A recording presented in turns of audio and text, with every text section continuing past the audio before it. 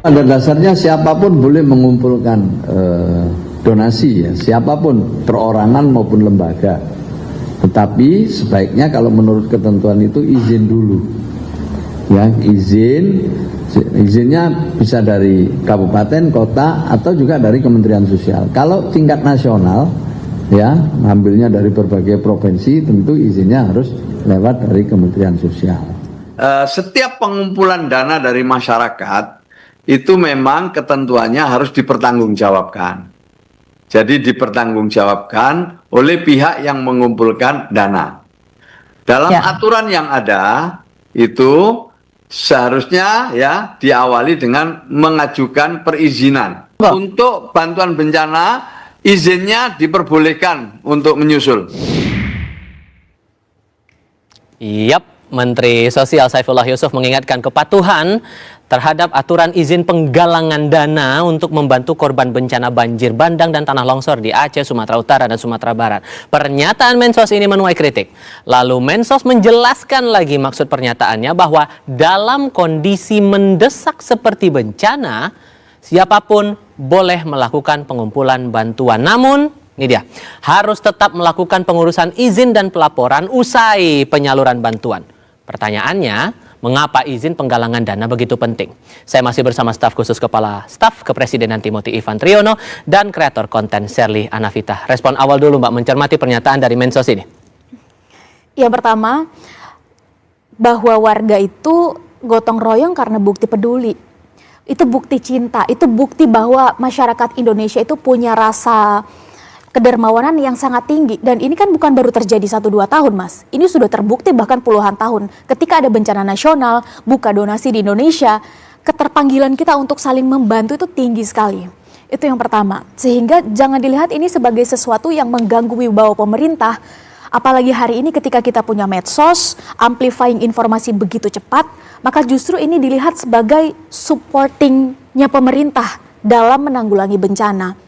Kalau 3-4 hari kita masih mendengar ini hanya kelihatan mencekamnya di medsos saja, maka wajar ketika masyarakat akhirnya saling urunan tangan untuk apa yang bisa kita lakukan. Apalagi masyarakat yang terdampak di sana melaporkan secara online bahwa kondisi kami saat ini kurang A, kurang B, bahkan untuk makan pun sulit. Tapi kalau kemudian begini, kita coba lihat sisi lainnya. Aturannya kan sudah ada di tahun 1961 sudah ada aturannya dan semangatnya adalah pertanggungjawaban anggaran itu biar tidak disalahgunakan. Kita kan paham dulu pernah ada kasus penyalahgunaan, penyelewengan dana donasi sehingga itulah semangatnya.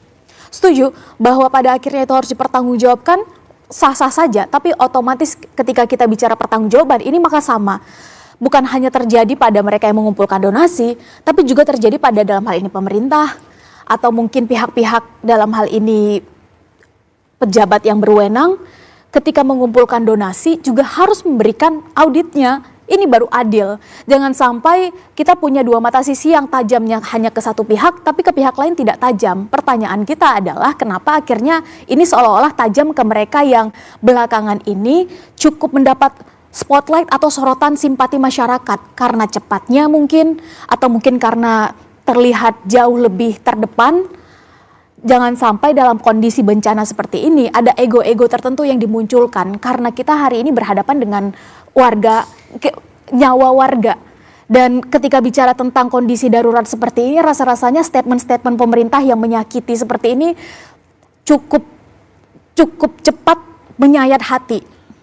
Kalau pakai pertanyaan anak zaman sekarang Mas Ivan, maksud kenapa kok tiba-tiba Menteri Sosial mengeluarkan pernyataan itu di saat masih ada masyarakat terdampak bencana yang belum dapat bantuan, terisolasi, heli numpang lewat doang. Banyak yang menyatakan hal seperti itu.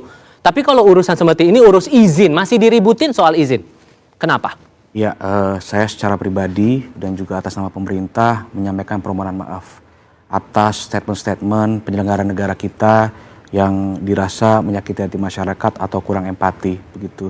Tetapi balik lagi saya meyakini bahwa niatnya Pak Mensos itu baik. Seperti yang tadi Mas sampaikan, tujuan aturan itu dibuatkan pasti untuk sesuatu hal yang baik ya.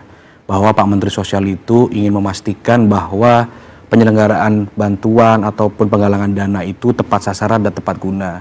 Misal kita bisa mendeteksi siapa penyelenggaranya, siapa pihak yang bertanggung jawab, dalam bentuk apa dana itu nanti akan disalurkan, bagaimana distribusinya, bagaimana pertanggungjawabannya nanti, itu kan bagian dari hal-hal baik yang harus kita hargai begitu. Tetapi memang kalau saya secara pribadi memilih untuk membedakan ini menjadi dua kondisi. Yang pertama ada kondisi normal dan ada kondisi darurat. Ya, ketentuan di dalam Undang-Undang nomor 6 tahun Undang-Undang nomor 9 tahun 1961 itu mungkin bisa berlaku dan cocok ketika dalam keadaan normal gitu ya. Tetapi kan sekarang ini kita dalam keadaan darurat, situasi tanggap darurat. Artinya hal-hal yang bersifat administrasi itu penting, tetapi alangkah baiknya jika hal administrasi ini kita kesampingkan terlebih dahulu, dan Pak Presiden kan juga sudah memerintahkan bahwa percepatan penanganan bencana ini harus tanpa ada hambatan birokrasi. Sehingga itu Anda sudah jelas dilakukan oleh sehingga Pak Anda mau Presiden. bilang pernyataan Mensos itu momentumnya tidak tepat kalau dijelaskan sekarang di publik. Iya, saya rasa begini ya, balik lagi. Niatnya Pak Mensos itu baik ya. Bahwasanya ada pro kontra di masyarakat, ada pro kontra di publik, ini kan hak dari setiap masyarakat juga berpendapat begitu. Tapi pada prinsipnya begini, Pak Presiden sudah menegaskan balik lagi tanpa ada hambatan birokrasi ya. Dan Pak Presiden bahkan mengapresiasi solidaritas yang dilakukan oleh masyarakat.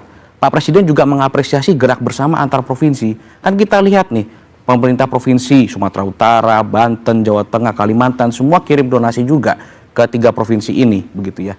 Influencer juga bergerak, seperti Mbak juga bergerak. Itu Pak Presiden sangat mengapresiasi dan bahkan kita akan berikan kemudahan dan kita fasilitasi begitu ya. Ambil contoh begini, misalkan Mas Ferry Irwandi yang bergerak mengumpulkan bantuan. Mas Ferry juga menyampaikan apresiasi terhadap TNI Polri yang membantu penyaluran bantuannya menggunakan helikopter sehingga bisa mengakses daerah yang terisolir. Ya saya ambil contoh lagi misalkan influencer Mas Willy Salim bisa sampai ke titik lokasi terdampak bencana. Ya. Minimal itu ada kontribusi ataupun fasilitasi dari pemerintah daerah, aparat tentara juga yang membuka jalan, begitu. Jadi saya rasa kolaborasi antara pemerintah pusat, pemerintah daerah, masyarakat, relawan itu nyata. Jadi jangan selalu dipertentangkan juga begitu. Selain pernyataan Menteri Sosial itu, tapi soal perizinan itu tadi, Ya. ada juga yang nyindir, ada yang nyinyir soal donasi-donasi penggalangan dana yang dilakukan oleh warga. Kita coba lihat dulu. Orang yang cuma datang sekali seolah-olah paling bekerja di Aceh. Padahal negara udah hadir dari awal. Ada orang baru datang, baru bikin satu posko, ngomong pemerintah ndak ada. Orang per orang cuma nyumbang 10 miliar. Negara udah triliun-triliunan ke Aceh itu, Bu. Jadi yang kayak gitu mohon dijadikan perhatian sehingga ke depan tidak ada lagi informasi yang seolah-olah negara tidak hadir di mana-mana. Padahal negara sudah hadir sejak awal di dalam penanggulangan bencana. Sejauh mana Anda menanggapi pernyataan itu? Meskipun kemudian Ferry Irwandi bilang Pak Endipat sudah menghubungi langsung Ferry Irwandi dan menyatakan permintaan maaf. Ya, kita semua bersyukur ketika dalam hal ini pemerintah atau yang terkait itu minta maaf. Karena kita semua juga tahu bahwa masyarakat Indonesia sangat pemaaf. Tapi poinnya adalah bagaimana mungkin dalam kondisi seperti ini masih ada ego bahwa si ini duluan, si itu duluan, si paling-paling. Ini pertanyaannya adalah empatinya di mana? Itu yang pertama. Dan yang kedua, ini semua kan yang kita bicarakan hulu ya Mas. Hilirnya adalah bagaimana kondisi masyarakat saat ini karena mereka berada pada posisi setelah emergensi otomatis adalah survival mode. Ketika mereka berada pada posisi sedang berusaha bertahan hidup, tapi justru pemerintah atau lembaga terkait atau mereka yang dalam hal ini mewakili masyarakat justru statementnya seperti itu. Dalam hal ini justru kami yang bertanya selaku masyarakat kenapa dibenturkan antara relawan, antara influencer yang dalam hal ini sampai muncul tagar warga bantu warga. Ini kan sebetulnya adalah respon untuk melihat kondisi dan situasi. Kok bantuan belum nyampe-nyampe ya? Ya udah deh kita saling bantu aja. Ini bukan untuk menyerang pihak-pihak tertentu, tapi justru diksi-diksi itu yang justru membuat kita semua jadi bingung. Kenapa jadi seolah-olah yang salah adalah warga yang berusaha mengumpulkan donasi dan hadir langsung di masyarakat. Terakhir, kalaupun harus disampaikan rasa pilunya, sedih rasanya untuk mendengar masyarakat ketika harus mengatakan giliran bantuan asing ditolak, giliran tenaga kerja asing diterima. Kalau memang kondisinya seperti ini nggak bisa kirim bantuan, kirimkan saja kami kain kafan.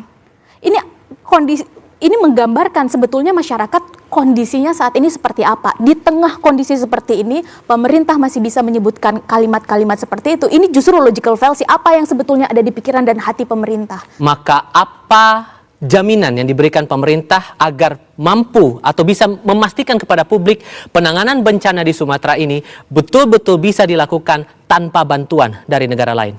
Tetap bersama kami.